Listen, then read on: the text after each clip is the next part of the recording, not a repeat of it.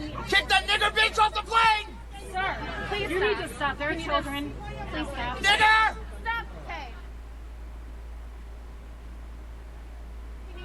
Kick that nigger bitch off the plane! Sir, please you need to stop. There are children. Please stop. Nigger! Stop. Okay.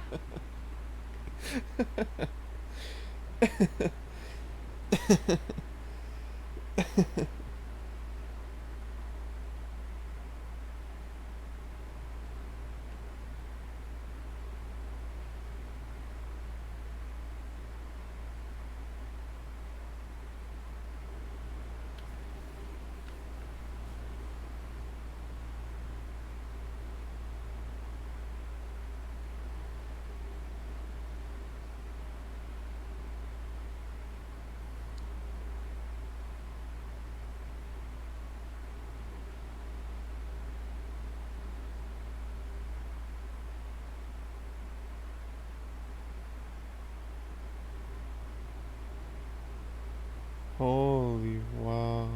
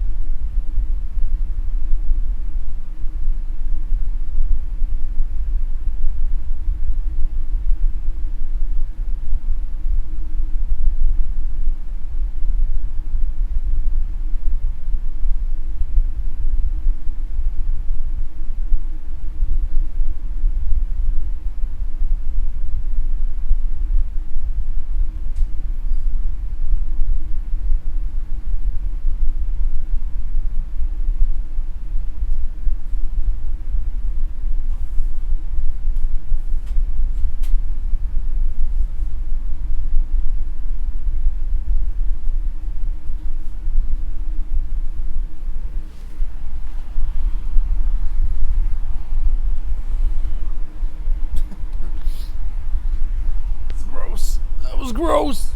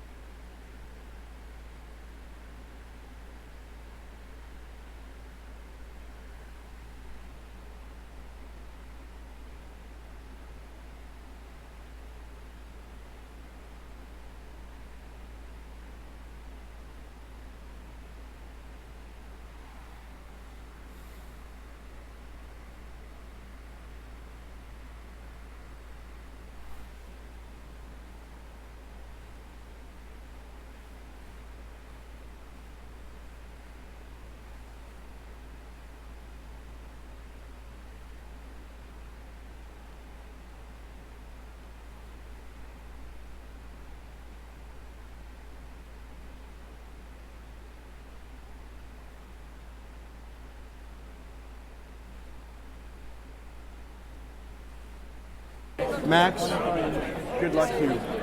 Hey, how are you? Yeah, I'm great, man. You're doing incredible. Long time. Yeah. Are you with us now? Max, I'm one of your chief donors. What a thing to say. No, I'm teasing you. Okay, I'm teasing good. you. Anyway, you're doing. I'm proud of you. I'm so proud of you. doing my best. I've never heard you say anything I didn't love. You're running this campaign.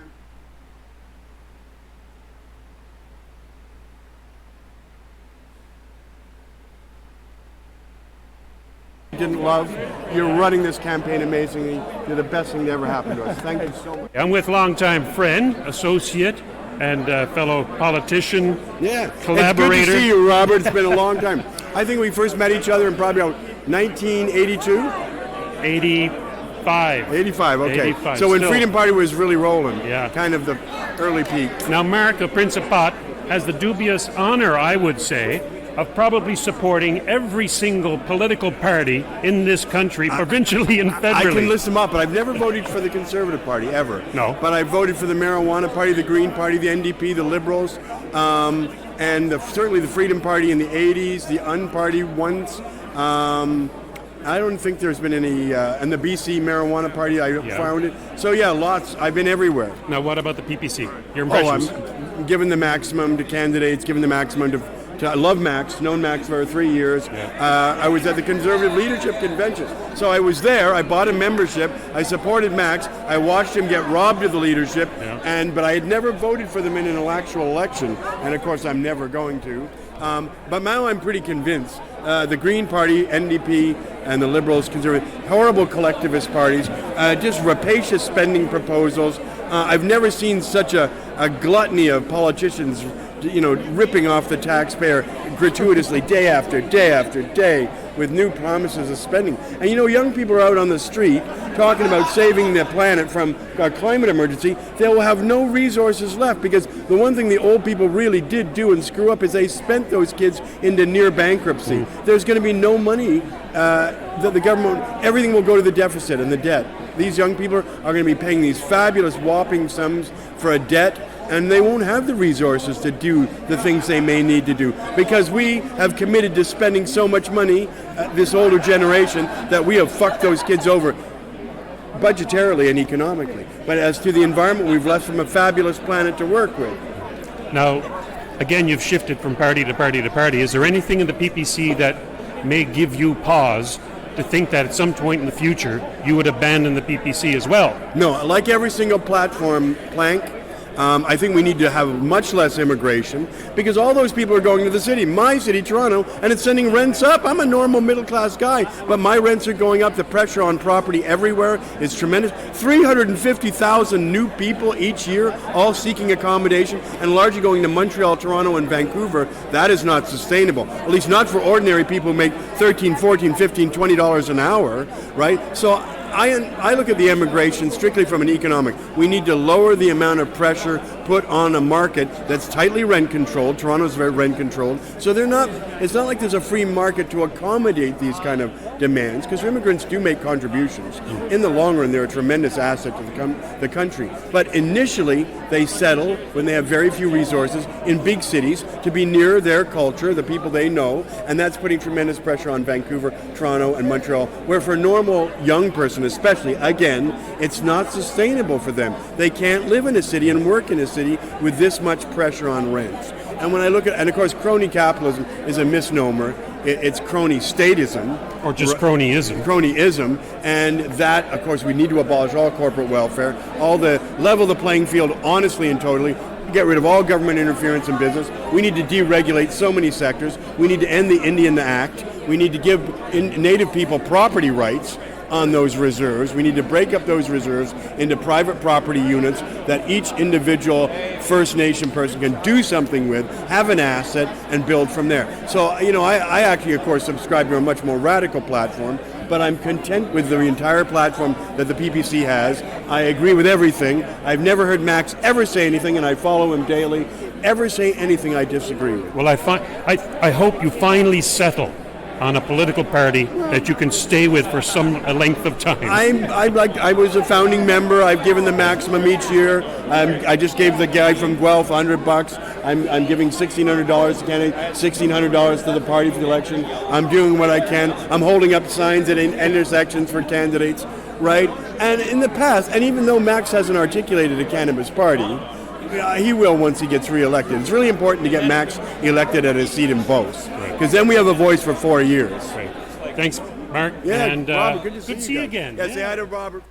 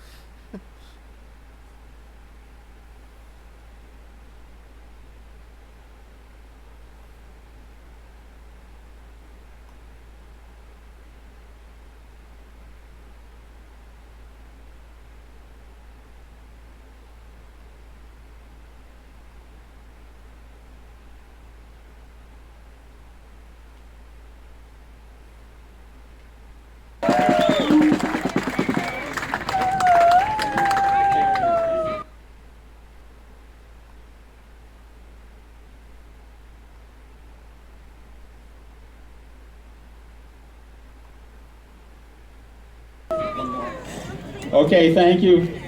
We have Jay Nira from Nepean. Give it up for Jay.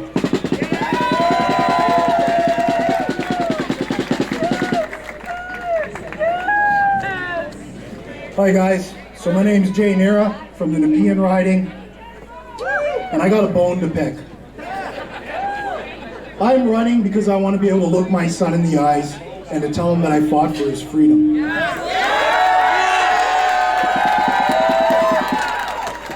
Anytime we're dealing with compromise, any compromises, we have to ask ourselves, where do you draw the line? Right now, a sense of security and safety versus freedom. That's the question, that's the compromise. Where do you draw the line? 2 weeks to flatten the curve, 3 weeks, 4 weeks to flatten the curve, 5 weeks, 2 months. Where do you draw the line? A second lockdown? A third lockdown? Why not a fourth lockdown? Where do you draw the line? Just until the vulnerable are vaccinated, just until 70%, 85%, 90%, everybody has to get vaccinated, the kids, them too. Where do you draw the line? Where do you draw the line? 1 dose? 2 doses? Let's go for a third dose? 4, 5, 6? How many boosters? Every 3, 4 months? Where do you draw the line? Where do you draw the line?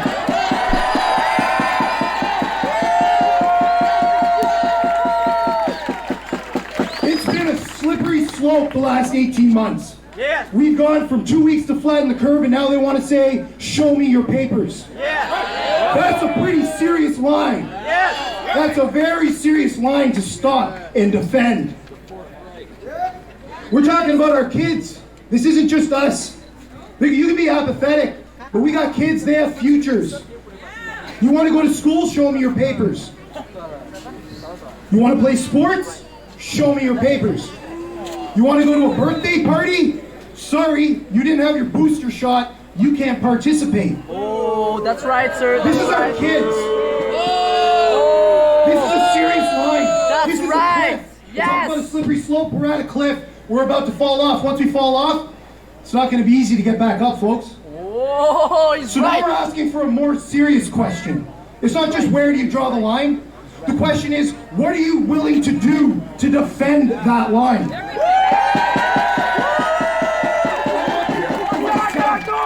I care about this. This is a big friggin' deal. And I got fire in here. I hope you guys got the same fire. I hope you feel it. We're all standing shoulder to shoulder. I hope you got that fire in your bellies. What are you willing to do? You gonna vote? Yeah, I know you guys are gonna vote. We're all here, everyone here. We're all awake. We know what's going on. But we gotta take a little bit more. This is an information war. He's We're right. not even in the debates. They don't want us spreading information. I'm censored on, my big tech has all my social media censored. Can't get messages out. Can't put ads up on Facebook. We need you guys to share posts, memes, get on your lawn, yell PPC. The purple wave is huge across Canada right now.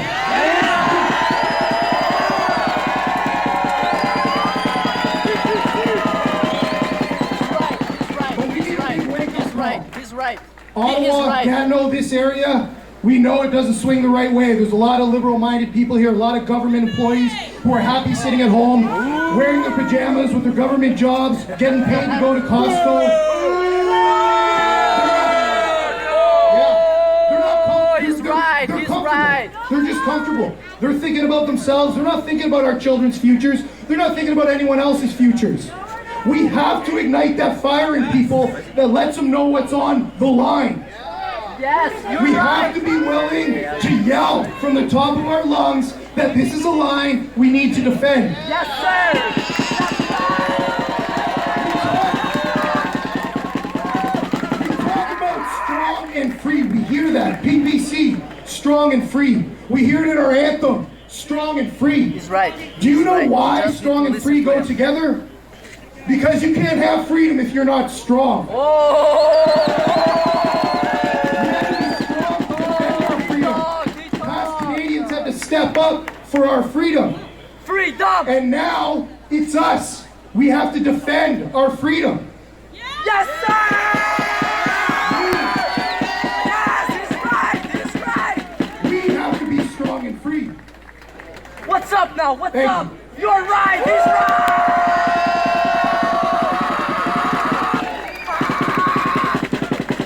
He's right! Okay, we're gonna have a little bit more music, but let's hear some Purple Thunder after Jay.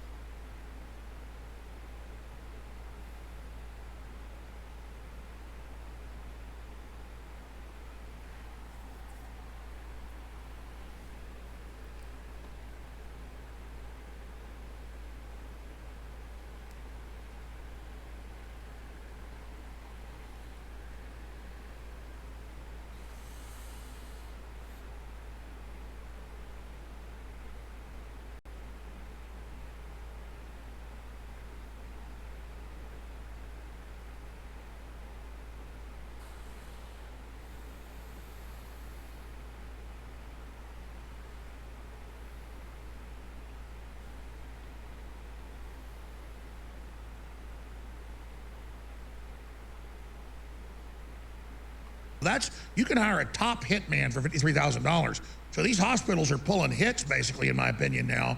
And we can pull up Wall Street Journal, even the USA Today last year said, no, we did a fact check. You get $53,000 for everybody they intubate. Dang. Yeah, it's sad. It's despicable. I don't even know the words just to describe it. So anyway, we got him home. It was very late at that point, so it was hard for us to get what we needed to treat him. He didn't want to be on the ventilator. That was his last thing he said, is that I do not, whatever happens here, I do not want to be put on a ventilator. We finally took him home thinking, okay, great, let's just do this, after like all day of him basically being at the worst, day one of this thing.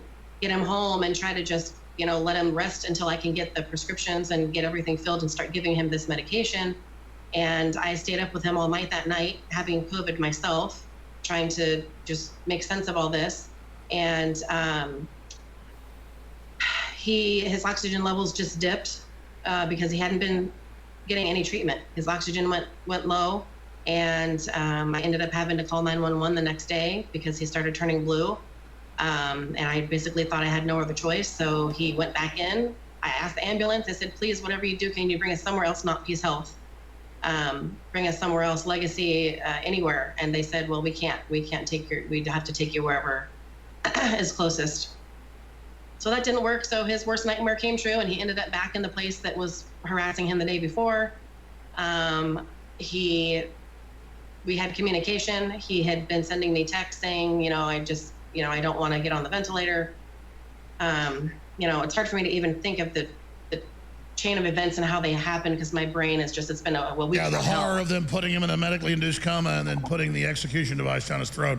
But we have to try to save people here. So you're being very strong. Please continue.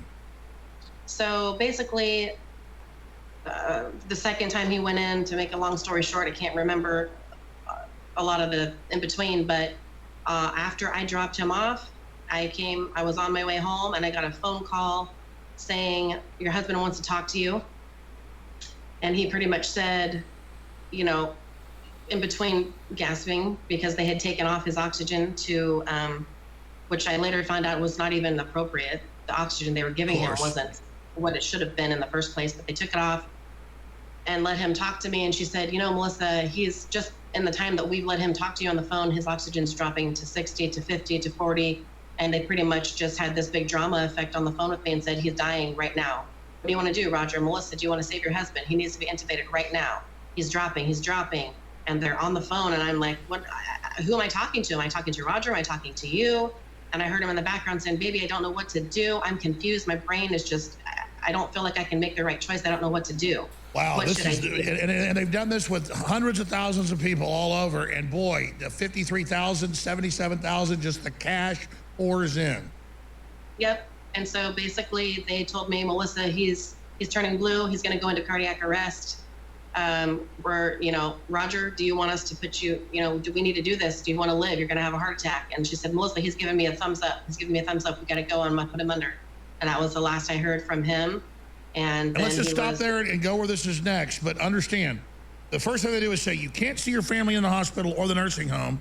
Then they roll in the ventilators, and they bring in the COVID infected to kill 20+ thousand people in New York, and the Democrats do it everywhere. So these are sick people following orders, like the Milgram experiment, the Stanford experiment, where they could get the majority of people to even kill people they were ordered to by authority figures. So bring us to that point then, when he was put on there. Now they're refusing. You've got the recordings, got the transcripts of the recordings. They're refusing to give him anything. They're laughing at you. They're telling you he's going to die.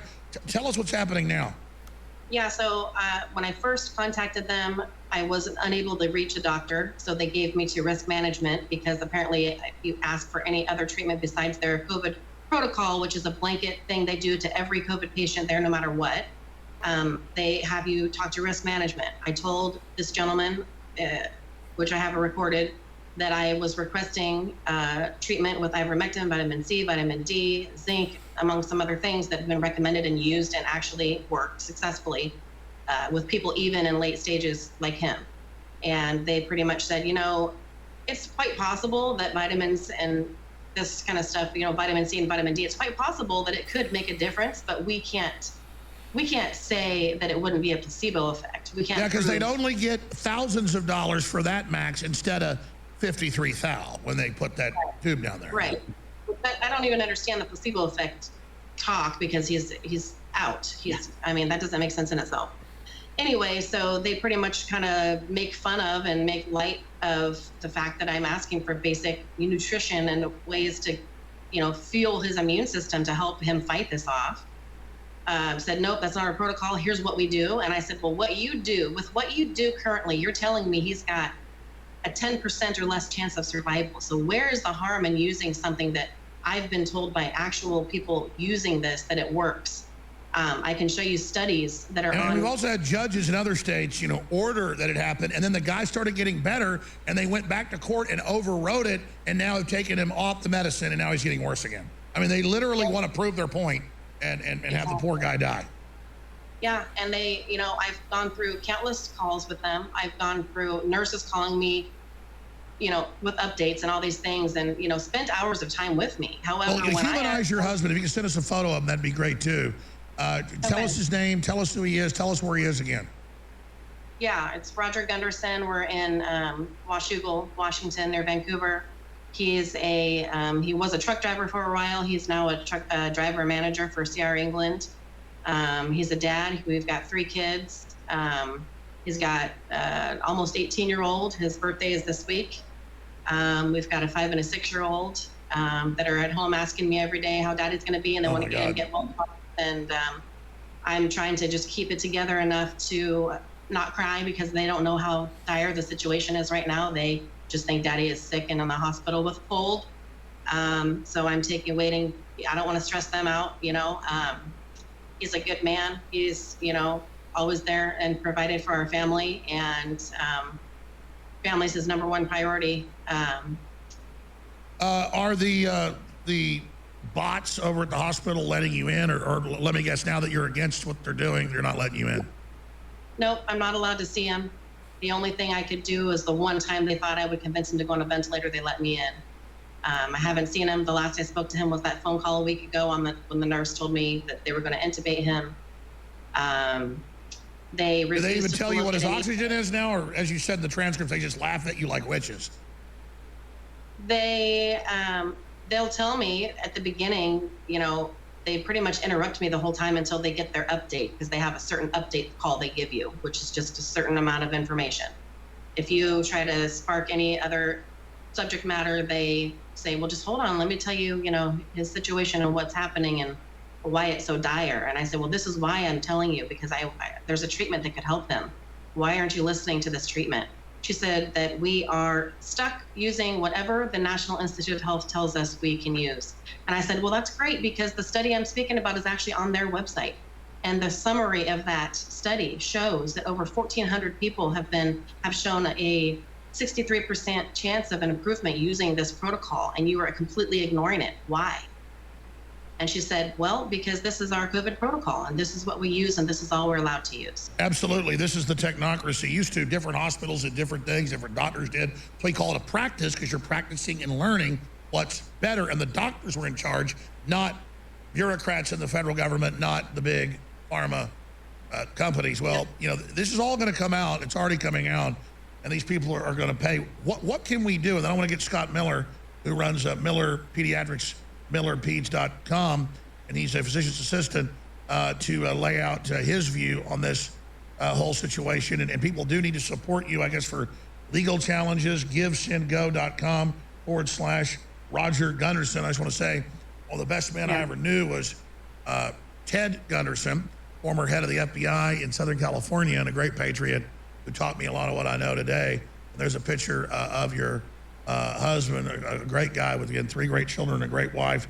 Tell us why people should donate and what we can do, and because we can save, one person, it can start a domino effect. We can save so many, because it's clusters of hospitals, only a small percent that are actually killing everybody. You can look at those on maps: New Jersey, New York, Washington. It's Democrat areas, Austin, and they follow this murderous protocol. And again, they have 99 to 100%, even with sick people, if caught early or even in the mid, as you know, and I'm sure as this gentleman knows, our physician's assistant here, that has an incredible effect. And so finish up with what we can do, try to help your amazing husband, and then I want to get Scott Miller's breakdown on what he's witnessed and what he's seen, because he's a real expert on this, obviously, watching it, knowing you guys.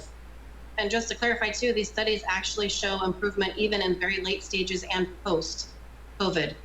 Huge improvement for everyone. Oh yeah, the guy was on a ventilator in Ohio that he got better, and then they just took the ivermectin away. Yeah. So in regard to help, that Gibson Go is crucial. We've got 2 attorneys right now. I had to get one that would just get on the ball and start helping. And then I had to get one in Washington State that would help. He's actually right now getting us a emergency injunction to try to get the hospital to oblige and to allow us to treat him. Well, so that's the answer, because you got to, because they're going to get 53,000 to kill your husband. Or to follow protocol that's been known to kill people. They're ignorant, don't know what they're doing. Maybe if that much, I can just pay them off and they'll take them off. Who knows? We'll see. Yeah, but see, it's all done corporately where, it's all authorized, you see. So that's how they do it. So tell us, obviously, so people donate, you got injunctions, and what else is going on? We have that, and I also got on tape, I recorded a phone call with the hospital. Then they said, if you find a place that will take your husband and offer him this treatment, we will gladly airlift him there. I don't know exactly what that means. I don't know if that is just lip service, but I don't think it is. I mean, because they know you're watching them, that they want to obviously go after people that are easier and ignorant. That's how the racket continues to make 53,000 per intubation. Even more if there's a death. Again, these average nurses and stuff are just morons, don't know what's going on, or the good ones have already quit. So they're probably, we should do a search. There are some better hospitals that are actually giving this in most areas. Yep, if I can find a place that will accept him, and then all this money will be used to just help us in transferring him there, and hopefully set a precedence and show people what can happen if given the right treatment. Well, I know we come to this audience all the time with people that are in need, and people, you touch their heart. I think it's important to say everybody we can.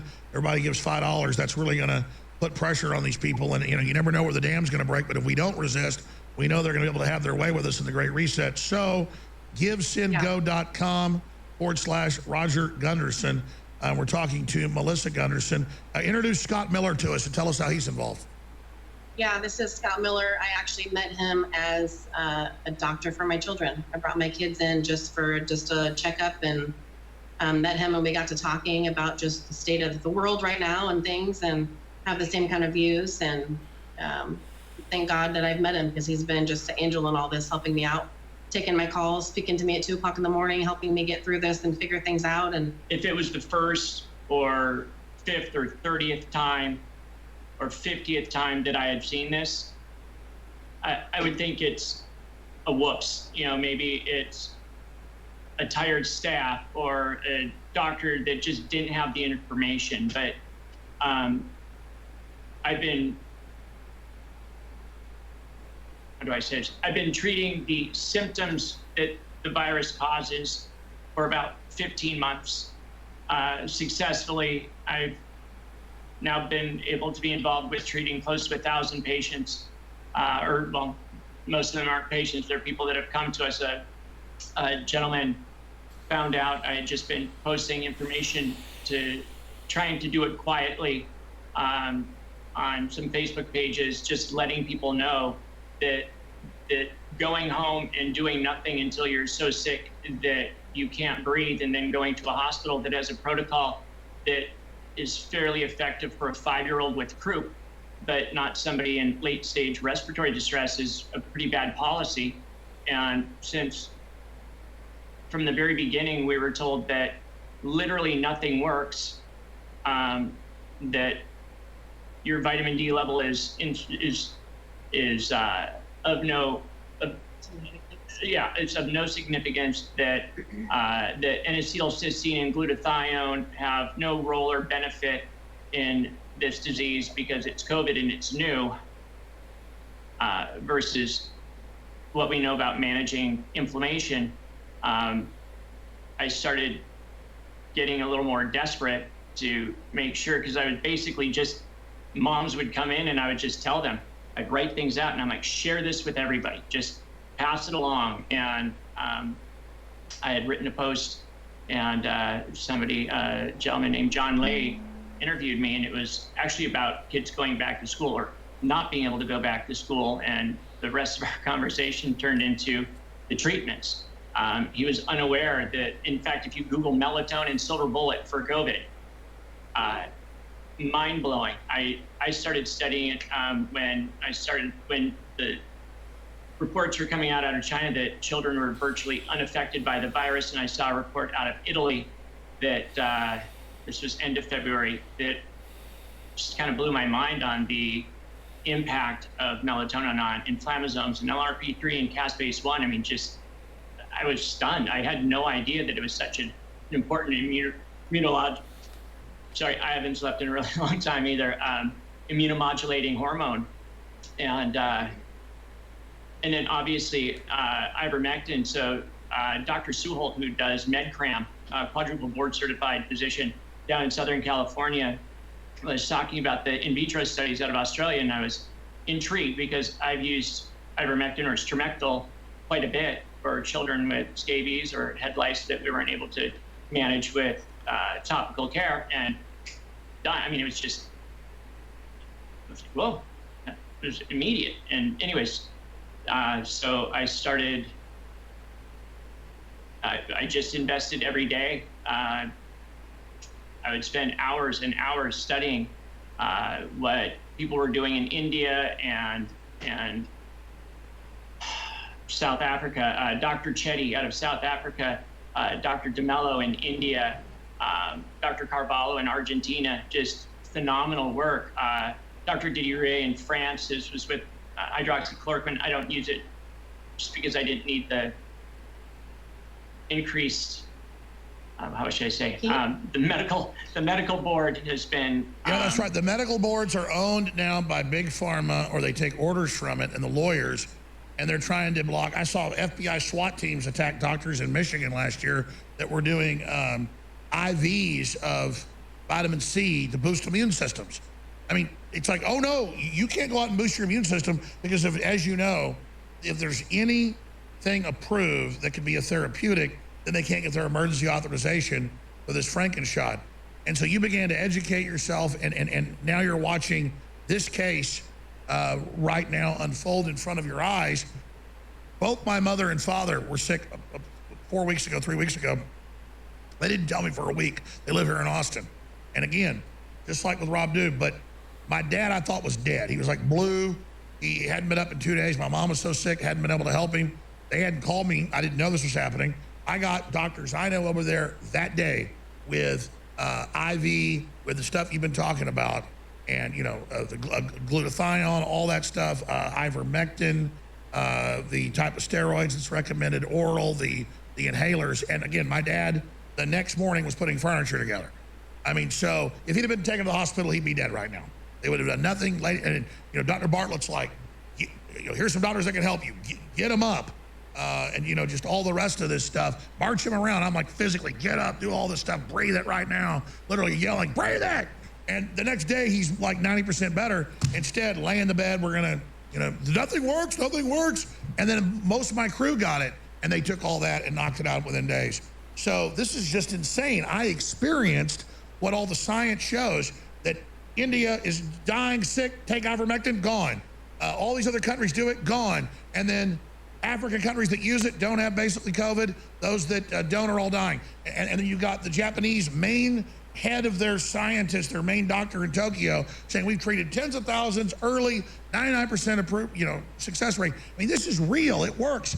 Pushing zinc into the cells. What is it, sir, from your research that makes ivermectin and these other things work so well? And again, the boards will get you if you do hydroxychloroquine, so they try to block that. Then it's, and it's not just ivermectin.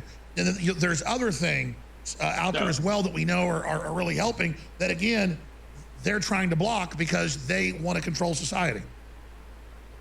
Yeah, I think, so you're right. So, you know, the thing is, we have to understand the circulatory nature of the virus, the clotting factors of it, which is why getting on aspirin, using N-acetylcysteine, which helps decrease platelet aggregation, is really, really important. Not to mention, it's a mucolytic, so it's very helpful for lungs. And but fluvoxamine, so Dr. Hayter had done a really interesting interview on with Dr. Mobeen on early use of these anti-serotonergics because of serotonin's role in inflammation in the lungs, or just in general, but in the lungs.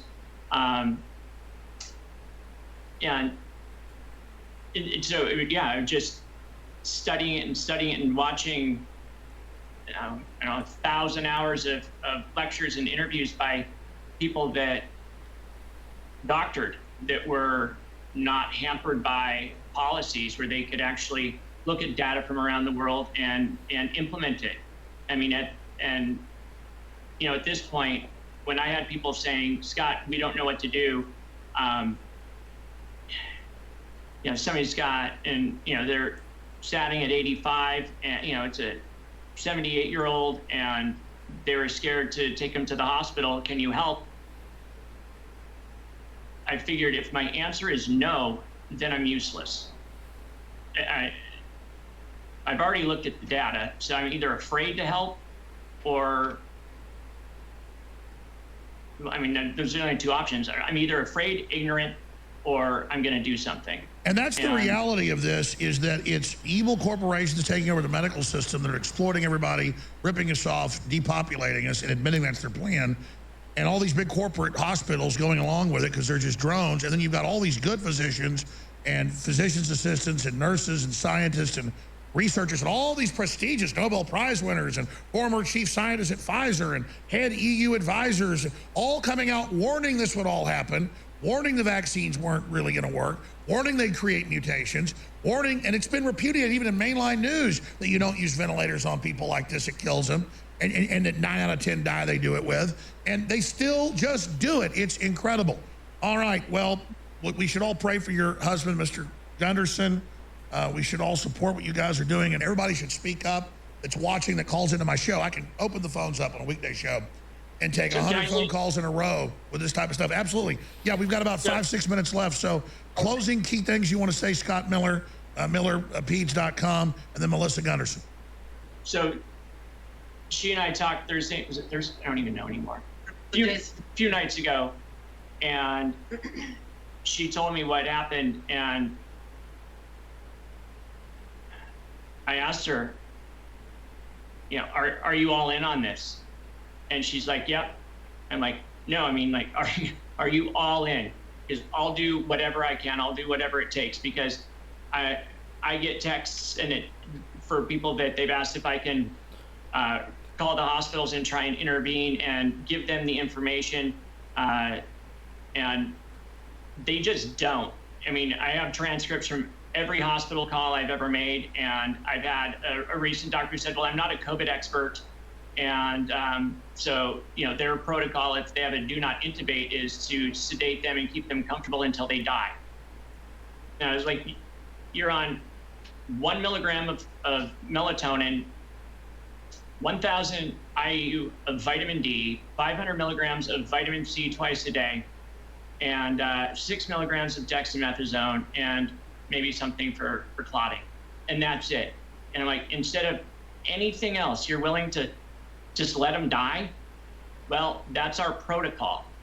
And the problem is, because this isn't left or right, because I know a lot of, I know people in the hospitals, and I don't know what the hell is going on when I can sit there and give them. So we had one doctor in Portland, a friend of mine reached out to me, and the brother was on 60 liters of high flow. They were trying to intubate, and they said, can you call? And there's the brother and sister. Anyways, so we were all on the phone, and the nurse actually got this on-call doctor, because they will not talk to you. Well, they won't talk to me anymore. And I said, listen, you're trying to give him tocilizumab. He's day 12. That's for early intervention with a high side effect profile. What would happen if he was a severe asthmatic? He doesn't have COVID anymore. He's in a very intense inflammatory state. So if he was a severe asthmatic, what would you do? You'd put him on high-dose methylprednisolone. Like, you wouldn't bat an eye at it. You've done it thousands of times. You're a skilled physician, treat the patient. And she did. She actually did it. And he had COVID pneumonia, but he had a secondary bacterial pneumonia, and they didn't have him on anything. So she put him on Rocepin. and oral doxycycline. Well, that's the and other thing. Everybody knows that a lot of them have secondary infections, especially in hospitals, and they won't give them antibiotics. But at any other time, they would for a lung infection, because that's not what you do with COVID. I mean, this is corporations literally setting the parameters to kill people. Sorry, go ahead. And then he was on, oh my gosh, he was on lisinopril, Nasinibber. I'm like, can you take him off lisinopril? And she's like, yeah, his blood pressure's good. Anyway, so he had been out. He couldn't lay prone. He hadn't eaten in 3 days. And they basically said, well, you know, if we don't intubate him, he's going to die.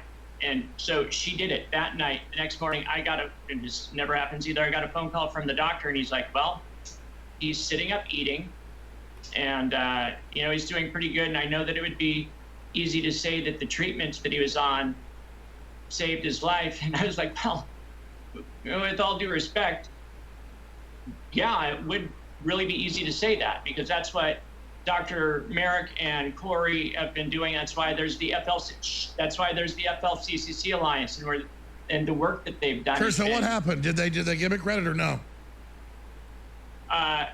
They didn't give the credit to the treatments, right? No, not really. And then they tried to take him off of it and put him back on 6 milligrams of dexamethasone. So anytime there's any benefit, and that's why I tell families, like, you have to ask them, what are they doing? Are they continuing to give the treatment? Because they'll say, we're continuing to treat. But the minute there's improvement, they will do something. So what you were saying about your dad, so one thing that I tell everybody, and that's great for your dad, but don't get up, and you want to be very, very careful about your physical activity, because if you do anything that's pushing your heart rate, I don't even want people going up and down stairs, and like, pick a level and stay on it for a little bit, or be careful, because things that increase heart rate have a tendency, it's kind of like adding fuel to the fire. So you want to be really careful about overdoing it. Oh, you're saying that can create inflammation. Well, different doctors have different views, different people. These have different views. Yeah, but... Oh, I'm not saying you're wrong. That's why we're here having a discussion, and that's what life's about. What works, finding out, interviewing as many people as possible. All right, we'll check in with you guys in a few days, but closing comments, Melissa Gunderson. Pressure on the hospital. Yeah, I think that people just need to know what they're doing, what the hospital is doing at Peace Health specifically, at least. I mean, that's what I can speak to. They're completely ignoring things that could work. I mean, when you call me and tell me my husband's not looking good, just today I got another phone call saying his numbers are going down, he's not looking good, his oxygen saturation is down. You know, I don't foresee this outcome being a good outcome for you, is what they said. And I said, well, now knowing that, do I not have the right to try something else? Yeah, Trump even got into law the right to fight, didn't he? So, I mean, my goodness, they won't even let you have steroids. They won't even let people have things that are known, you know, that like Dr. Bartlett's been exposing for over a year and a half now. Absolutely incredible. So we need maximum pressure on Peace Health. I mean, Legacy isn't great either, but Peace Health is notorious.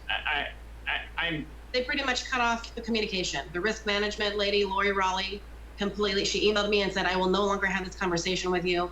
If you ever talk about ivermectin, we're not going to discuss it.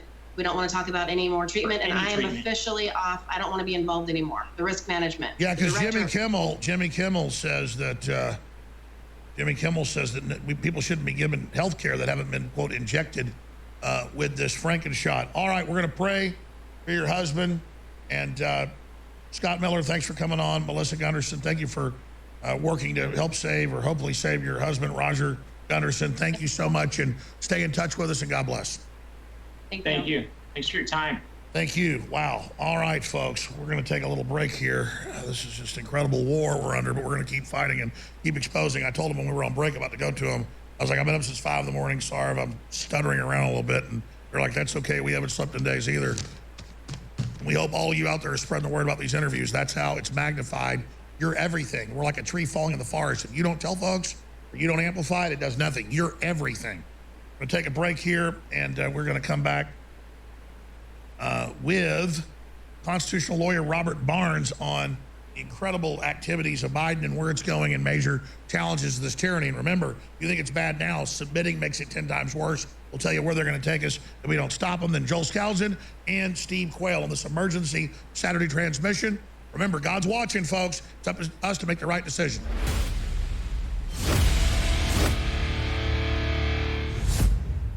It was a year and a half ago, due to listener demand, that we came out with Dr. Jones Natural activated charcoal toothpaste with a bunch of really high quality essential oils and more. A known classic formula for cleaning your teeth, gum health, and so much more. My dad is, well, he's not a retired dentist, he still has his license, but he's quasi-retired. He developed this off of some of the top formulas out there, but he took out any additives and any fillers. So this is just a tried and true, high quality toothpaste that also funds the InfoWar, and it became a bestseller within 6 months. But it's been 6-8 months since we've had any of it back in. This was only out for about 8 months, and then the supply chain with the COVID lockdown killed us being able to get all the ingredients that are in the toothpaste and in the activated charcoal mouthwash. Finally, we got it back in a limited size shipment just last week. And that's a great thing, because it's a great product for your family, and we need the money that we were getting from the sale of this to fund our operation. So do not procrastinate. If you like this toothpaste, it is now back in stock. I thank you for your past support. Please support us again and support your own mouth, teeth, and gum health, as well as your throat. At the same time, if you are a new viewer or listener, these are really good products. Already, activated charcoal mouthwash is a bestseller in other brands. Already, the toothpaste is one of the best sellers out there. We just simply went and looked at the top brands and made them even better by taking out any fillers and putting in even higher quality ingredients. So, I'm very excited to announce that we've got a supply of the mouthwash and the toothpaste back in. It's exclusively available at InfoWarsStore.com or 888-253-3139. Again, I don't use a teleprompter here. I just said something that wasn't completely true. My dad's website, where it's sold, also has it available, and we'll put that on screen for you. So again, it is back in stock at InfoWarsStore.com and on the Dr. Natural site. Thanks for keeping InfoWars on the air. And we are back on this Saturday transmission. I cannot stress enough to you the urgency of where we are on this planet today, and the fact that when you call in and thank me on the show, it's important, and I appreciate it. I love you, but it's ass backwards. You are the power. You are the people. You are the force. You are literally the engine of all of this, and the will and the intel and the mind and the soul. So when you get excited about this huge 4+ hour transmission, that's when it gets millions of views. That's when it changes the world. I'm not fighting the globalist to lose. I'm fighting to win hearts and minds. So please take this feed and share it on your email, your text message, Facebook, Twitter, YouTube, everywhere. And I see you doing it. It's having a huge effect. And by word of mouth, or burn a DVD of it and give it to somebody, or write freeworldnews.tv on the back of a card and visit our guest websites and you know, magnify what they're doing, because that's what this is all about. So I appreciate him. He was on Friday with us, and he's getting ready for trial next week. He's a very accomplished constitutional lawyer and criminal lawyer, friend of mine, but he's really, I think, historical is his skill, or, you know, of his skills, is the top of his skills. Robert Barnes, he also hosts several of his own big shows that we'll tell you about right up front, because we always do it at the end. Barnes, tell us about some of the shows, some of the things you're doing, because the independent truth media is key. And then we'll get into the declaration of war against America by Biden, the tyranny. But first, after you talk about your show, because I know you never even push for that, but I want people to tune into it, because you know it's a great show. I watch it all the time with your co-host, another lawyer out of Canada. Bush Jr. came out today, I don't know if you saw it, and said that, oh, the white people attacked January 6th. So that's the ADL, Southern Poverty Law Center line, wasn't even a racial attack. And they're like the Taliban now, and they're the main threat to America. So they're clearly saying Christians and conservatives and nationalists are terrorists. They're using the whole apparatus of 9/11 as we predicted 20 years ago to do that. And it's just simply amazing.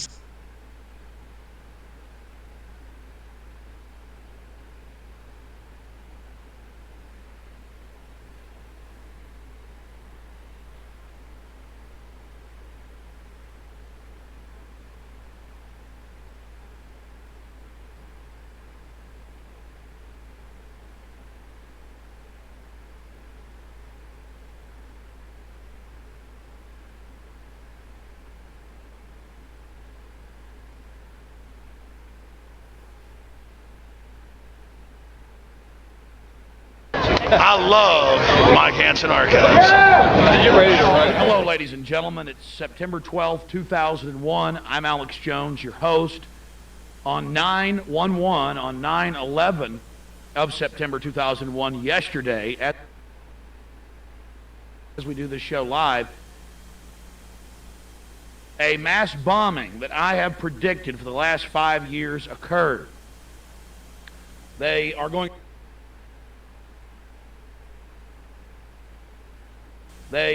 to now use terrorism as a pretext to destroy our civil liberties. I believe from all of the evidence before us that I'm about to cover, either the government actually carried out this bombing themselves, the New World Order occupational government, to create the crisis, to offer the solution, or, ladies and gentlemen, they allowed terrorists from somewhere in the world who were state-sponsored because of the sophistication of this to engage in this sinister activity. You are now going to see a massive response, a all-out covert war with assassinations of leaders in Middle Eastern nations, special forces being unleashed globally, also probably cruise missile and bomb attacks, perhaps even nuclear. We've been hearing some discussion of tactical nukes being used. Things are never going to be the same. The Israelis moved into the West Bank and attacked the Palestinians, who fought back with sticks and stones last night. If you believe the Palestinians waged this sophisticated attack, hijacking at least 4 planes, now we're hearing 5 or 6, the whereabouts of which are unknown, then you believe that ants can fly to the moon. These people have absolutely nothing. I'm not defending them. I hear people calling into radio talk shows, calling into my talk shows, saying we should turn all of the Middle East into a glass parking lot. Yeah, let's kill a couple 100 million people, many of which are innocent. We don't even know if they were responsible, though the government since hour one has been telling us this, just like they did in April 19th, 1995, for the first 2 days, telling us it was Arab terrorist. We've proven Oklahoma City was a government terrorist bombing. Again, I'm Alex Jones, your host. My website, full of the documentation we're about to cover, is Infowars.com. I want to thank Mike Hansen for being here to run the show today. We have been predicting this nightmarish development for years, and now it is beginning to unfold. You're not going to hear this information anywhere else, my friends, other than a few isolated talk radio stations and analysts around the world. They need terrorism as a pretext to bring in the modern police state. Hitler burned the Reichstag, blew up his own Capitol building right after being elected to abolish the presidency and declare himself the Fuhrer. He then confiscated the guns and began to turn his secret police, the Gestapo, the SS, loose on the public. It's now even on the History Channel with the actual communiques and documents that Pearl Harbor was a terrorist action, and that the federal government allowed it to transpire to create the indignation, to create the pretext for that war. I'm not defending Imperial Japan any more than I am defending Osama bin Laden. But at this point, we don't know who engaged in these attacks. We just have suspects. But I have a big question. Who stands to gain from all of this? Who has the motive? Well, the EU has a motive, the federal government has a motive, and Middle Eastern terrorists have a motive. But I remember the first World Trade Center bombing. It only killed about a dozen people and injured 1,000 from smoke inhalation. And a few months later, it was in the October 28th, 1993 New York Times front page that the FBI was recorded by informants, the head of the FBI in New York, saying the bombing goes forward. You see, the FBI hired Arabic-speaking agents like Mr. Salam to go in there and cook the bomb, train the drivers, tell them where to park it. Mr. Salam came to him and said, look, they're going to bomb it in 3 days. They said the bombing goes forward, let them bomb it. He thought he was going to be framed for it. He came back into an FBI conference room and recorded them all 3 days before the first World Trade Center bombing in '93, saying, let the bombing go forward. October 28th, 1993, huge expose, New York Times. You never heard anything else about it. Why did you hear about it that time? Because Mr. Salam called a news conference, played the tape, the feds admitted it was real, took them a day to sweep it under the rug and get control of the media. Well, now we're in 2001. It's 8 years later, and they have the power and the control to pull this type of thing off. Also, the designer of the World Trade Centers is saying that there's no way that those planes could do that they can collapse in that fashion. So the government has responded with its experts saying the floors collapsed, building up pressure, and caused those buildings to go down. If that was the case, the designer of the World Trade Centers in the Chicago Tribune is saying that the building would have split apart, like we saw some of the top sections do, not fall in 5 seconds. Only demolition charges will do that. I will be interviewing General Benton Parton, former head of Air Force Weapons Development, on my nighttime radio broadcast this evening from 9 to midnight Central. I had the #1 show on FM for years here. It is syndicated across the country, but in the last 2 years, almost 2 years, I have been censored here in Austin, just like Mr. Hightower and others. So you'll have to tune in at Infowars.com. I'm live Monday through Friday from 11 a.m. until 2 p.m., and then, of course, back live from 9 to midnight. This is what we're facing right now. This is what we're dealing with. A show aired today, a tape from 3 weeks ago. I saw it on TV during a radio break, and there I was predicting the government was going to blow up major buildings and try to bring in a civil emergency and tell us we have to go through checkpoints and we have to give up our liberties for security. That's all you've seen on the news today. That's all you've seen on the news yesterday. I want to tell you something. I condemn whoever engaged in this attack, but this only helps the global government. This only helps the controllers bring you a police state. So I want you to understand me loud and clear. I have predicted this. We're going to go through the evidence of past government bombings for you this evening. I suggest you take this program. But I also want to say this is only the beginning. This is only the beginning. You're going to see more of these events heightening, getting worse, escalating, I believe is the operative word, here in the near future. There could be a biological attack loose right now. Even the government's saying this. We won't find out for a couple more days if it's smallpox or anthrax. By then it may spread across the country. The feds have been saying we're going to get hit. It's not a question of if but when, and give up your rights when it does. How many news stories have I read to you in the last 5-6 years here on Access covering that? How many radio shows have I done in the last 5-6 years documenting this Hegelian dialectic of problem, reaction, solution to get the desired response?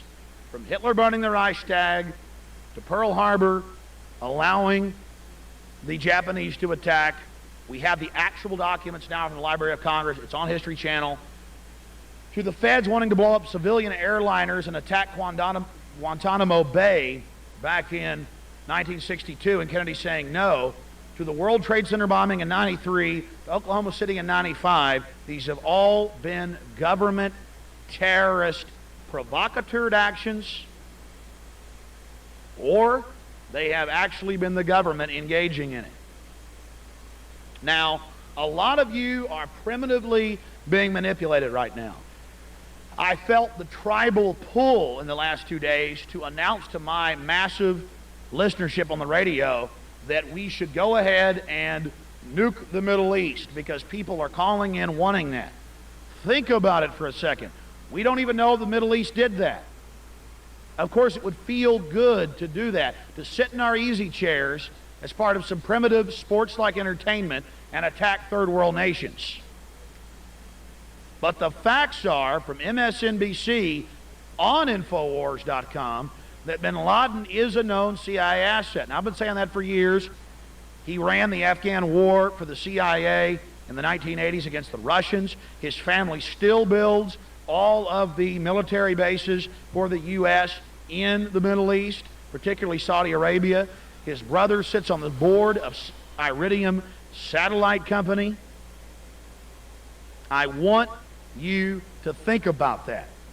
And I want you to think about it long and hard.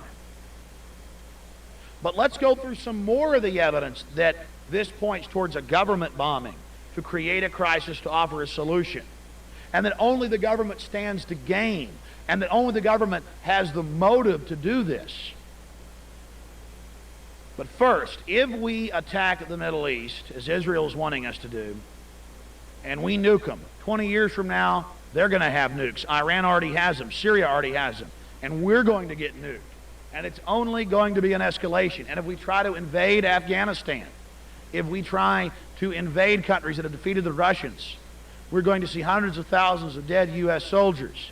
We're going to see American families losing their sons and daughters. All because of blowback, at the bare minimum, of a CIA boogeyman, Osama bin Laden. Let's say Iraq is behind this. Saddam Hussein was put into power by the CIA and the Ba'ath Party in the 1970s. He was our big buddy during the 1980s when he was attacking Iran. April Gillespie in 1990, 5 days before he invaded Kuwait, told Saddam Hussein to invade Kuwait. It's on videotape. You've heard about that. You've seen it. We've aired it on this show. You primitively want to wave the flag. You want to say, go get them, when you don't even know who's done it. You may even think by me asking you to think that I'm anti-American. I'm pro-American. But that American flag symbolizes the Bill of Rights and the Constitution of this constitutional republic.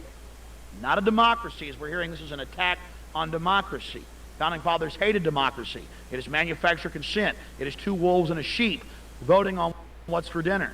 In a republic, the rule of law and the minority as well as the majority are honored. And a democracy is a crisis if you say kill the black people. If 51% vote yes, they die. In a republic, you have a rule of law and a Bill of Rights. That can't happen. So ask yourself, while we pledge allegiance to the republic, but we say we're a democracy.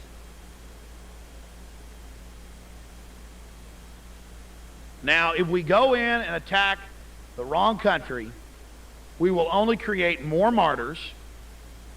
We will only escalate this war. Biological, chemical, and nuclear weapons are proliferating massively, and you and your family will be the recipients. This is escalating.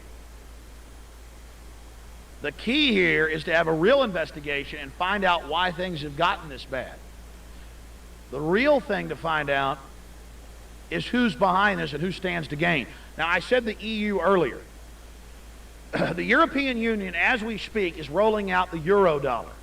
It is 30% gold-backed. It is not a fiat currency. Our Federal Reserve notes are purely fiat. Nothing backs them but our taxes and our homes and our families and our property. And that's why it's all being confiscated right now. That's why we're losing our sovereignty, is because the Federal Reserve, private bankers, have set up a debt money system, are taking control. And now they want a police state to get their serf property under control, and they're using this as a pretext. The EU has said publicly, and I've read the stories here on the air, 8 months ago at their Davos, Switzerland meeting, they said to everybody, we, repeat, want to turn the U.S. economy off like a light switch. It is Europe's time to shine. They are merging.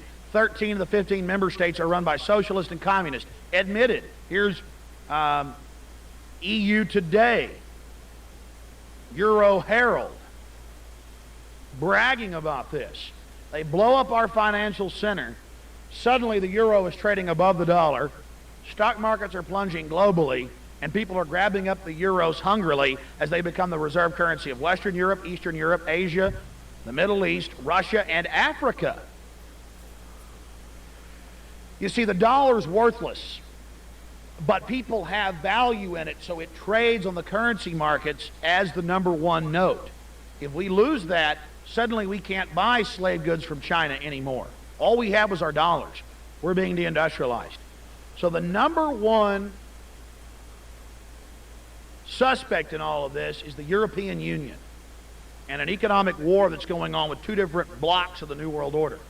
#2 suspects are the military-industrial complex of this country, with the FBI and special forces running this operation. The third suspects are Arab terrorists, state-backed, being funded through their own system. The fourth suspects, the Chinese military.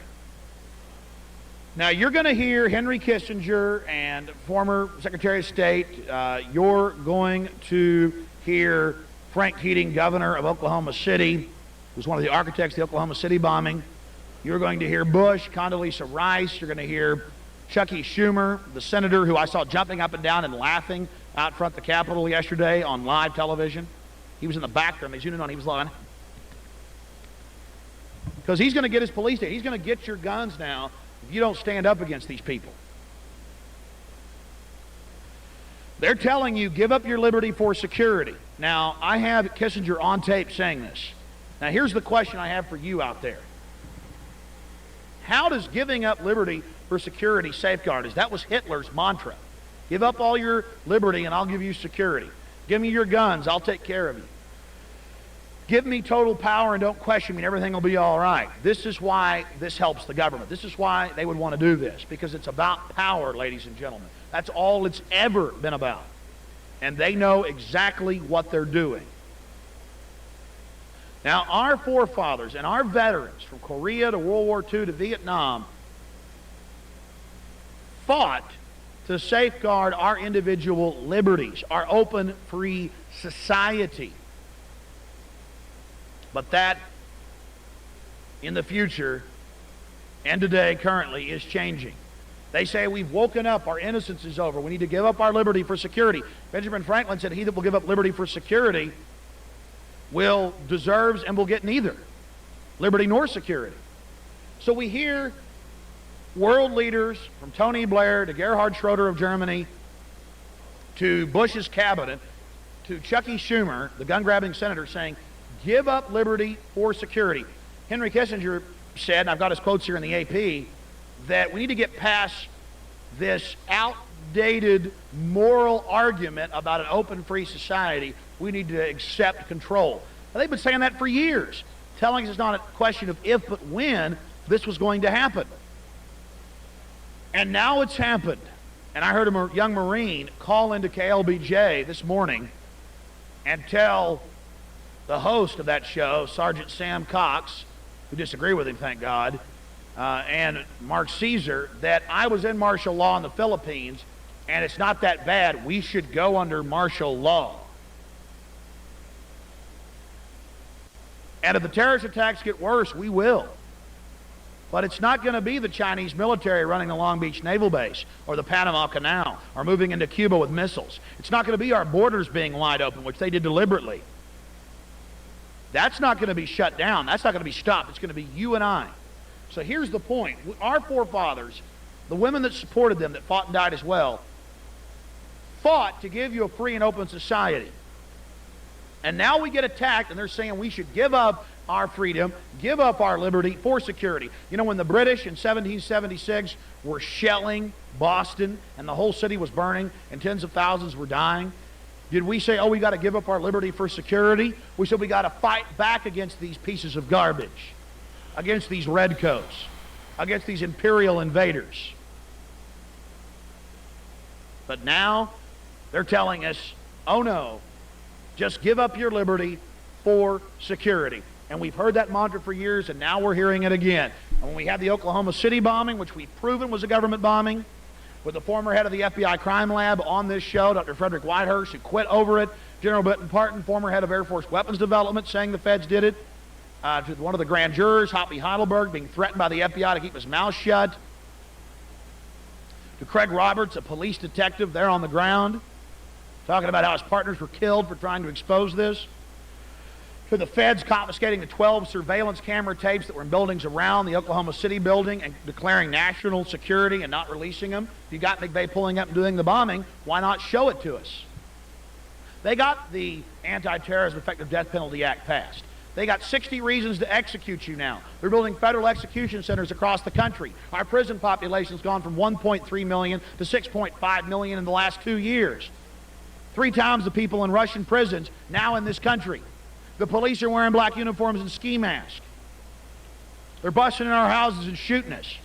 And all this gives them more of a pretext that we're the enemy and we have to be watched, and the face scanning cameras have to scan us, and we got a thumb scan to cash our checks, and the biometrics are going in the grocery stores. I predicted all of this, ladies and gentlemen. Over and over and over and over and over and over and over and over again. Now takes some complex thinking to understand that this government is not our government. This government is a group of usurpers that have come in and taken control of the security agencies, declared the 1947 National Security Act, started excavating and building giant underground bases, started breeding biological and chemical weapons in huge vats, started handing it out to every Middle Eastern group you can imagine, started funding and financing huge terrorist training centers that the Statesman's even reported on in North Carolina. Guys, let's stay off the phone and stay focused. So this is what's going on. This is what we are facing.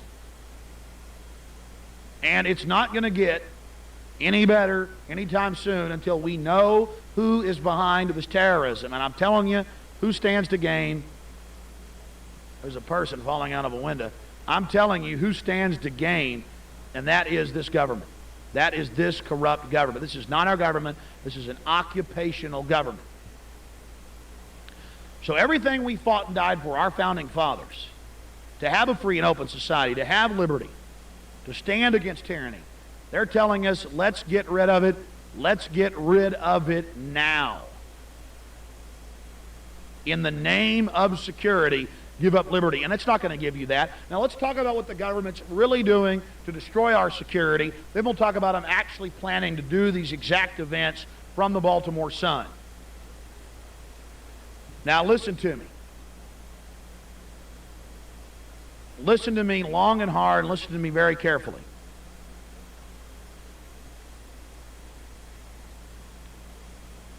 I warned you 3 years ago that this government was not allowing anyone to bid on getting the contracts for the Panama Canal that we built.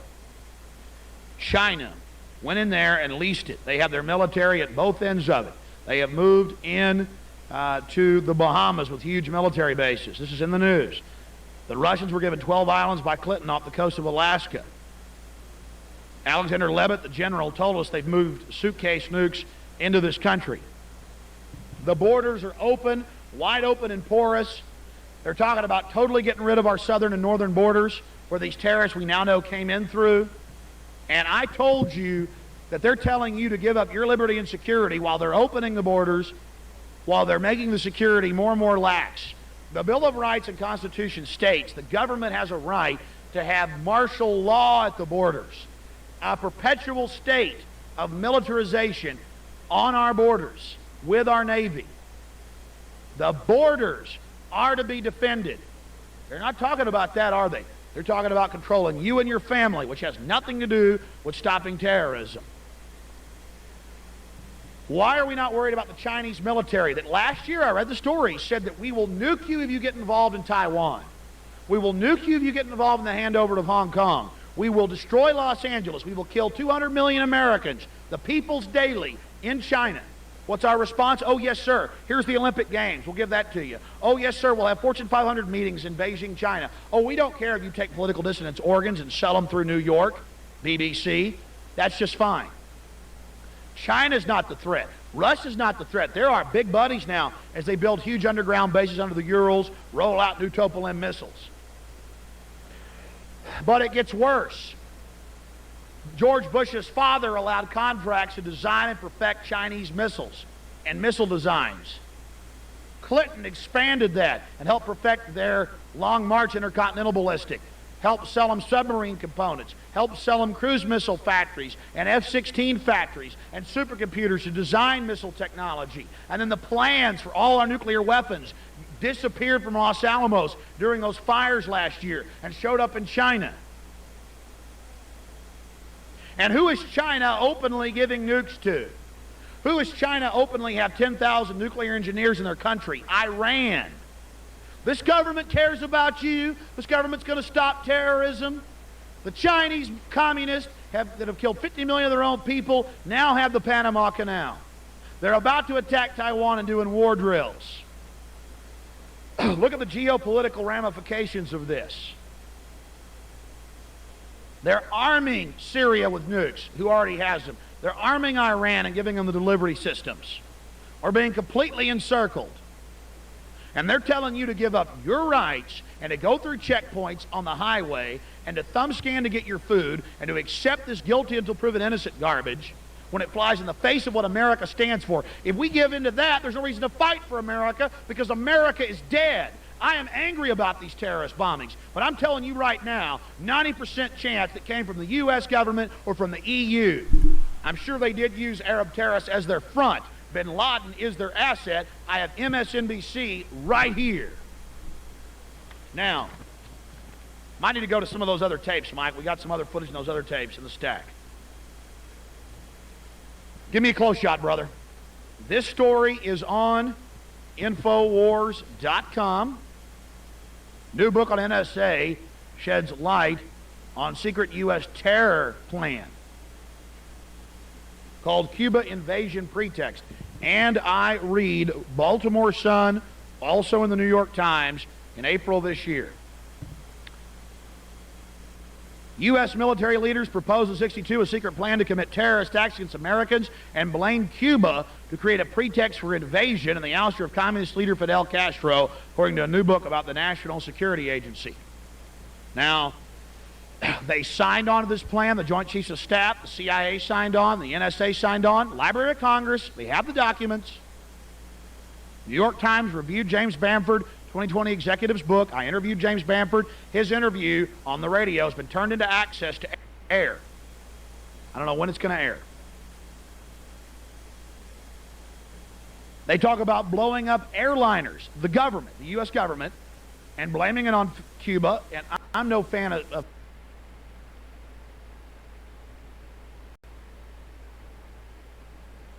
for its existence and for its ability to spread without it being identified as a bioweapon is Anthony Fauci, the same man who did more harm during the AIDS epidemic than anybody else in public health in the entire world. It is time he be held accountable and responsible for the deaths that Fauci himself is responsible for. And if he can't be held accountable and responsible, then we don't have a functioning democratic government anymore. I've got one last question I forgot. I meant to ask it up front. Isn't it just at a common sense level, the real law, the common law that everything's based on is just common sense? If we implemented it and if we demanded it, that's why juries are allowed to override, not just the facts, but also the case itself if they think the judge is cheated or it's slanted. They're exempting illegal aliens. They're exempting the Islamic refugees. They're almost all men being brought in from Afghanistan from these injections. They're exempting the White House. They're exempting 600,000 postal workers. Well, I'm not mad at it. I say, yeah, they should be exempt. That's called freedom. And they're exempting members of Congress and their families like there's some new royalty. So we're all mutants down there taking poison, getting cancer, and having strokes and heart attacks like my first guest, son, in great shape, starts playing basketball, falls over and dies. They said, yeah, his heart was swollen 5 days after the Moderna shot. How do you in law, because they all have us about black versus white. That's the only way there's discrimination.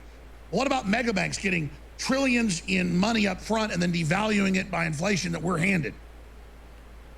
Or buying up all the companies and buying everybody off with inflated money, which then, again, they take control of the economy with by paying people off, but then it also even hurts the people that take the money by devaluing it. I mean, it's all there. That's real discrimination. All of us being spied on, but the elites, that's real discrimination. And now they're going to be exempt from the shots, and they're going to have their little special government passes, but we, the lowly people, have to have in our bodies what they want to rape us with? I mean, that on its face, the court should have to throw all of this out just there. Am I right? And then what is the mechanism in law, the names for that? In my view, it's discrimination under the Americans with Disabilities Act and its equivalent provisions of the Rehabilitation Act as applied to educational institutions. That's what, in fact, the language in the Rehabilitation Act of 1973 was to prevent people from being discriminated against based on the fear of a contagion. The whole basis of the Americans with Disabilities Act was to protect people from being discriminated against based on their perceived medical status. And that's exactly what this is. And all these laws were designed because people panicked in response to AIDS. People were being fired simply because they had a family member who had AIDS. because people had no understanding of how AIDS spread. They panicked. They did a whole bunch of nasty, mean discrimination against people. We said never again as a country, passed federal laws and laws within each state that said no more. Said you can't discriminate against people on religious grounds. That's why you have a religious right to object to the vaccine. And you can't discriminate based on medical or perceived medical grounds. That's why not only do you have a right to a medical exemption, you have the right under the ADA not to be discriminated against based on the perception that your unvaccinated status somehow makes you less of a citizen. And it also violates our medical freedom. You know, we had Pelosi and Biden when he was president-elect in December saying, oh, under the Constitution, we will never forcibly inoculate you. Don't worry, just let me get in. That was obviously just them trying to assuage everybody's fears so they would let him get in, right? That's exactly right. I mean, they were always going to pursue this path. They knew that they would not get there with Trump, that whatever Trump's mistakes, he had agreed not to mandate it on anybody, that he was instinctively opposed to that. So that's why it was critical they get Trump removed so that they could do this mandate, because they want to get people conditioned to the idea that the government and private corporations own your body. That's why it's well, that's another thing. You know, they say, oh, women, you know, should be able to have abortions. It's my body, my choice. Now, though, we're going to put this experimental thing in you. And then in California's introduced a bill that Newsom supports. I think he's going to steal the recall, folks. That's the fix is in my view. You see all the media preparing everybody for this fraud. They'll probably lose by 70%, but they don't care. They're introduced a bill where if a condom breaks, you go to jail for 5 years. Or a woman can say a condom broke, you go to jail for 5 years. Or a woman says, I said wear a condom, even though she didn't, you go to jail for 5 years. But they passed laws that you can give somebody HIV or hepatitis on purpose if you're gay, and it's okay. Okay, so they've introduced a bill that if you're gay, you can have sex with 13-year-olds. The same guy did. So you can give people diseases on purpose, that's okay. But if a condom bursts because you're heterosexual, 5 years in prison. I mean, these people are psychotic lunatics. Well, it's the ultimate control agenda, and there's no bigger, broader form of control, more invasive method of control than doing the forced vaccine with gene therapy. I mean, it's Bill Gates' dream of what he has wanted now and what his grandparents, frankly, wanted a century ago, which is to have a eugenics agenda where they get to rank who gets to live and who gets to die, who gets health services and who doesn't, who can have a job and who can't, who has the papers please to get on a plane or train or a bus and who can't, who can leave their home and who can't. This has been their objective for a long time, that you've been talking about for a long time, but this is the closest they've ever got to being able to implement a critical aspect of it. And that's why mass resistance in the court of public opinion is the first and foremost method of resistance against this. All right, Robert Barnes, one more time. How do people find the main show you do? And how do they find everything else, Robert Barnes? Absolutely. If anybody wants to see some exemplars of letters, some examples of arguments to use with their boss or with anybody else concerning this, you can get that information for free at vivabarneslaw.locals.com. So that's vivabarneslaw.locals.com. And you've also followed a bunch of lawsuits on the Robert Kennedy Jr. and others fighting. So we appreciate you fighting for us, and we appreciate you coming on air with us on Saturday. I know you're busy. Thank you, Robert Barnes. Happy to be here. All right, there goes Robert Barnes. So let me tell you who we've already interviewed here on this Saturday transmission. Ernest Ramirez, so sad, so incredible. You got to share that. By the way, this is all copyright free, called Free to Air. If you want to take this and pay to put it on local radio or TV, we get calls and emails all the time. This person wants to air your film. Are they authorized? On, you know, KTLA, they're going to pay $10,000 on the biggest station in LA to air in-game. And I'm like, absolutely. They go, send us a letter. Or they say it on air. So let me just say this on air. We should probably add this on the contact page. Everything we put out, everything we do that is my show, that is me talking, that is, you know, us on air, the host. We play a news clip or something. I'm not saying you can own that or whatever. You know, we're playing it for fair use ourselves. We're giving commentary to it. But everything I say on air, everything I do, my films, clips of Alex Jones, everything I do is, these shows is taped to air. Band.video, taped to air when it's our shows. Other folks have their own channels on there. You need to talk to them if you're going to use their stuff. But anything that's InfoWars, anything that's Alex Jones, anything that's Band.video, where it's our shows from InfoWars, is free to air. You can clip it up. You can put the whole thing out. You can do whatever. You can burn copies of it all day and give it to people. I want you to. I mean, our listeners are such, you know, good people. You know, they wouldn't, you know, steal bread if they were starving. But I get all these emails and calls. Can I put InfoWars on my barn or on my business? You don't have to ask my permission. It's all free to air. We're in a war against the globalists. It's time for civil disobedience, not just asking me permission to do stuff. I mean, I'll tell you, see a big billboard, don't climb up there and break your neck. I'm not telling you to do this, but I mean, billboards around here saying, take your shot, it's safe and effective. That's a damn lie. People are dying. I'm gonna climb up there and I'm gonna spray paint on it. I don't care. If they catch me, I'll go to jail. Already done it. I mean, we're in a war. I'm gonna say, vaccines kill. Tuskegee experiment. We're in a war. We're in a war here, and I'll tell you, this is going to sell out by Monday, but I've still got it at 33% off. Takes a lot of money to run this operation. We had to build our own infrastructure. People say, why don't you just get on your phone and stream it to us? I'm not allowed on any of those platforms. We had to build all that ourselves. We're building a system where I can click on my phone and just stream live through Band.video so that all our people that are members or posters can also do that. But it takes a lot of money and a lot of legal and a lot of infrastructure. And, you know, we're spending millions of dollars, millions and millions just on bandwidth now every quarter. So the meter's running, folks. We need your support. Buy a t-shirt, buy a book, buy a film, buy a water filter, buy a storable food from us, ready to ship. It's high quality, lowest price you're going to find on quality food. Vitamin Mineral Fusion, advanced multivitamin formulation, 33% off all the vitamins, all the minerals, all of it right there. That sale's going to end on Monday because it's selling out. The new sale, it's Knockout Sleep Aid, 8 organic compounds, give you good, restful sleep. 50% off Ultra 12, the highest quality vitamin B12 taken out of the tongue, good for your body, your immune system. It's essential.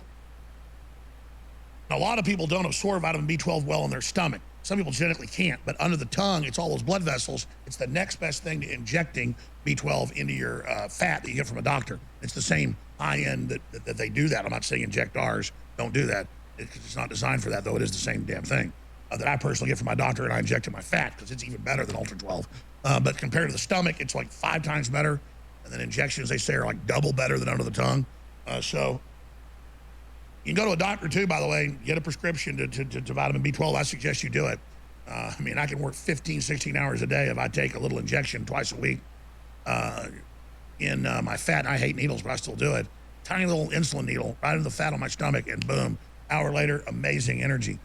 So this I take under the tongue. InfoWarsStore.com. You don't usually see salesmen talk about their own product and say something's better. If you can't get X2, that is the best deep breath crystal iodine you're going to find. Most people have deficiencies. Get Himalayan salt that's a company certified to have iodine, and it's a third as good. I mean, it's good. You need it. So that's what it's all about. InfoWarsStore.com or 888-253-3139. And if you don't get vitamin D3 with our gummies, by the way, they're sold out. Winter Sun is now back in stock. It's 50% off. That'll be also part of next week's sale that just started. So that's essential. Our gummies are sold out. They're excellent source. This is super high grade, taken out of the tongue. Winter Sun, back in stock, InfoWarsStore.com. But if you don't get vitamin D3 from us, get it from somebody else, especially if you got brown or black skin. I mean, if you are a equatorial African, means you know your ancestors came or you immigrated here from Central Africa, you know, and you got ebony skin, you better be taking D3. Because up at this Klein, you can lay in the sun an hour a day, you're not going to get what you need. I've had medical doctors on. I mean, your ancestors grew up in the sun that's like roasting people. And you cannot get enough sun at this area unless you're like out for 2 hours in August. Yeah, you're good enough then. But again, you go to the beach, you see the black folks under the umbrellas. Like, what is it, like maybe, you know, hardly all that sunscreen. The white people too. The sun is good for you. But if you're not going to get the sun you need, ladies and gentlemen, right there, it's in a bottle. So, I mean, I took mine today because this isn't a game. This isn't a joke with what these globalists are up to. InfoWarsStore.com. There's also a deal of vitamin mineral fusion with Winter Sun combo pack. Also discounted InfoWarsStore.com. All right, we're going to go to break. And we're going to have, who's up next here? Joel Scalzo when we come back. That's going to be extremely informative, geopolitical, 9/11, Afghanistan, and more. And then Steve Quayle. And then I'm going to do a news breakdown and 9/11 20 years later. And we're going to air part of a 2.5-hour broadcast I did on September 12th, 2001, where we lay it all out. And by the way, that whole broadcast is also posted on Infowars.com. It's on YouTube. Mike Hansen put it up again. They already took away one of his channels because they don't even want you to see stuff I did 20 years ago, bashing Bush. I mean, because they're all part of the same criminal cabal. So that's Google doing their evil. So I asked Mike, who's got a membership, free membership for people that we accept to it, we can trust, the band.video, because people get on there and set us up. And I'm asking him to, upload that 2.5 hour deal to band.video. I'm not sure if it's there yet, but right now it is on YouTube at Infowars.com. So we're going to stream 35 minutes or so of it at the end of the show here today. So it's also part of this transmission. We'll be right back. Thanks for your support. Stay with us.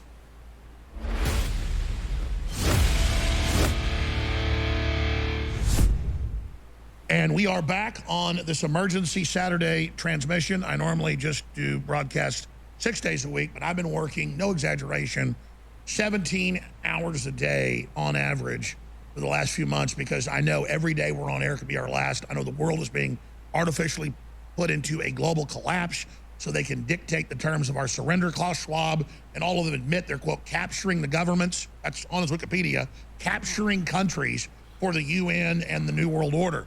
The New World Order is being announced. It's all happening. And so I've really wanted to get him on the last few weeks. He's been very busy and couldn't come on, but we've got him. We have Joel Skousen, the editor-in-chief of World Affairs Brief.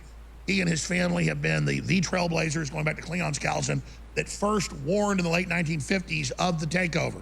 Well, now here we are, 60, 70 years later, and it's not coming, it's here. So he wants to get into how Afghanistan fits into all this and why it's really being done. And because obviously that was, all engineered. And then he wants to get into what I wanted to ask him, Thursday's declaration of war against the country, this federal takeover of businesses, the states, and where he thinks that's going with Biden. And I want to just get his big picture geopolitically with China, going on against Soros, what's really happening there, and so much more. We got him for 30 minutes here on this Saturday emergency transmission. Folks, this is vital info. Share the feed now and share the archive later from band.video. Only you can override big tech censors. And again, his website is worldaffairsbrief.com. Thank you so much for joining us, Mr. Skousen. I'm going to try to give you the floor for the next 30 minutes. Well, thank you, Alex. It was really a sea change in Afghanistan this time, because this, I believe,